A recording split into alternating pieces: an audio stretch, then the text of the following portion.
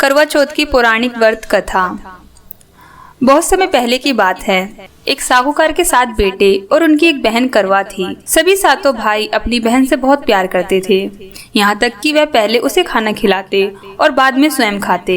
एक बार उनकी बहन ससुराल से मायके आई हुई थी। शाम को भाई जब अपना व्यापार व्यवसाय बंद कर घर आए तो देखा उनकी बहन बहुत व्याकुल थी। सभी भाई खाना खाने बैठे और अपनी बहन से भी खाने का आग्रह करने लगे, लेकिन बहन ने बताया कि उसका आज करवा चौथ का निर्जल व्रत है और वह खाना सिर्फ चंद्रमा को देखकर उसे आराध्य देकर ही खा सकती है।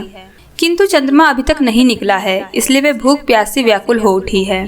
सबसे छोटे भाई को अपनी बहन की ये हालत देखी नहीं जाती और वे दूर पीपल के पेड़ पर एक दीपक जलाकर चलने की ओट पर रख देता है। दूर से देखने पर वह ऐसा प्रतीत होता है कि जैसे चतुर्थी का चांद उदित हो रहा हो। इसके बाद भाई अपनी बहन को बताते हैं कि चांद निकल आया है, तुम उसे आराध्य देने के बाद भोजन कर सकती हो। बहन खुशी के मारे सीढ़ियों पर चढ़कर चांद को देखती है, उसे आराध्य देकर खाना खाने बैठ जाती है। वे पहला टुकड़ा मुंह में डालती है तो उसे छींक आ जाती है, दूसरा टुकड़ा डालती है तो उसमें बाल निकल आता है और जैसे ही तीसरा टुकड़ा मुंह में डालने की कोशिश करती है तो उसके पति की मृत्यु का समाचार उसे मिलता है। वह बौखला जाती है। उसकी भाभी उसे सच्चाई से अवगत कराती है कि उसके साथ ऐसा क्यों हुआ। करवा चौथ का व्रत गलत तरीके से टूटने के कारण देवता उससे नाराज हो गए हैं और उन्होंने ऐसा किया है। सच्चाई जानने के बाद करवा निश्चय करती है कि वह अपने पति का अंतिम संस्कार नहीं होने देगी और अपने सतीत्व से उन्हें पुनर्जीवन दिलाकर रहेगी।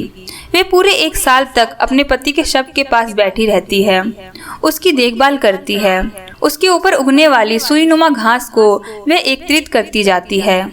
1 साल बाद फिर करवा चौथ का दिन आता है। उसकी सभी भाभियां करवा चौथ का व्रत रखती हैं। जब भाभियां उससे आशीर्वाद लेने आती हैं तो वे प्रत्येक भाभी से यम सुई ले लो, पियो सुई दे दो, मुझे भी अपनी जैसी सुहागनी बना दो, ऐसा आग्रह करती है। लेकिन हर बार भाभी उसे अगली भाभी से आग्रह करने का कहकर चली जाती हैं।